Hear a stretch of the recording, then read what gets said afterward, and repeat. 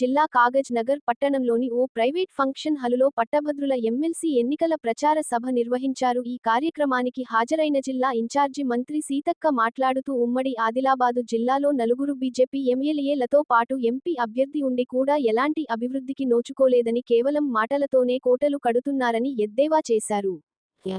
గడిచిన ఏడాది పాలనలో ప్రజా సమస్యల పరిష్కారమే ఏజెండగా పనిచేస్తున్న తమ ప్రభుత్వంపై ప్రజలకు పూర్తి నమ్మకముందని, అదే మాకు చాలని అన్నారు. అభివృద్ధే లక్ష్యంగా ముందుకు పోతామని ప్రజలు ఓటర్లు గమనించి రానున్న పట్టభద్రుల ఎమ్మెల్సీ ఎన్నికల్లో తమ అభ్యర్థి గెలుపుకు కృషి చేయాలని పిలుపునిచ్చారు. ఈ కార్యక్రమంలో ఉమ్మడి ఆదిలాబాదు జిల్లా ఎమ్మెల్సీ దండే విఠల్ ఖానాపూర్, హైదరాబాద్ కంటోన్మెంట్ ఎమ్మెల్యేలు వెడుమ బొజ్జు శ్రీ గణేష్ మరియు GCC chairman Kotnaka Tirupati, Congress party ప్రతిపాదిత ఎమ్మెల్సీ అభ్యర్థి నరేందర్ రెడ్డి తదితరులు పాల్గొన్నారు. ప్రచార కార్యక్రమంలో ముఖ్య అతిథిగా వచ్చేసినటువంటి తెలంగాణ రాష్ట్ర పంచాయతీరాజ్ బీసీ సంక్షేమ మంత్రి, గ్రామీణాభివృద్ధి శాఖ మంత్రులు, తెలంగాణ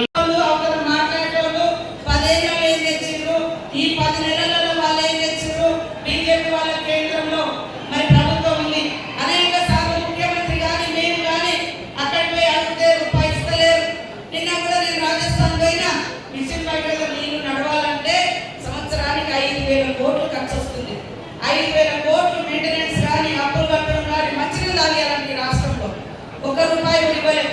ఇవాళ బీజేపీ నాయకులు ఏమనంటే కులమతాలు అవి ఇవి.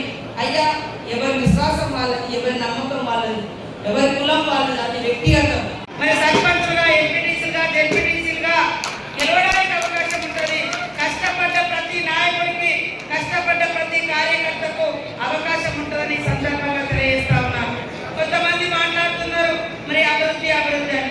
ఇవాళ 4 బీజేపీని గెలిపించారు ఈ జిల్లాలో, అదేవిధంగా 2 బీఆర్ఎస్ గెలిపించారు. గత 10 సంవత్సరాలుగా బీఆర్ఎస్ ఉండి ఏం చేసిందని అడుగుతా ఉన్నా. బీజేపీ 11 సంవత్సరాల నుంచి ఉండి ఈ దేశంలో, ఈ రాష్ట్రంలో ఎంపీలను, ఎమ్మెల్యేలను గెలిపించుకున్నారు తప్ప ఊళ్ళల్లో అభివృద్ధి ఏం చేశారని నేను అడుగుతా ఉన్నా. నేను ఇన్ఛార్జ్ మినిస్టర్గా వచ్చిన కాడి నుంచి అనేక సంక్షేమ కార్యక్రమాలకు నిధులు ఇస్తా ఉన్నాం.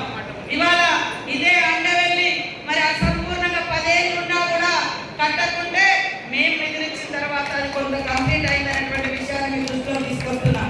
ఇవాళ ఈ జిల్లాలో ఇచ్చినాయి ఎస్టీ, ఎస్టీఎఫ్, బీటీ రోడ్స్ కింద 25 కోట్లు, బీటీ రెన్వల్స్ 15 కోట్లు, ఎన్ఆర్జీఎస్సీసీ రోడ్ 25 కోట్లు, డిఎంఎఫ్పీ కింద 10 కోట్లు, ఎస్టీపీ కింద మరి మొన్ననే 20 కోట్లు ఇచ్చినాం.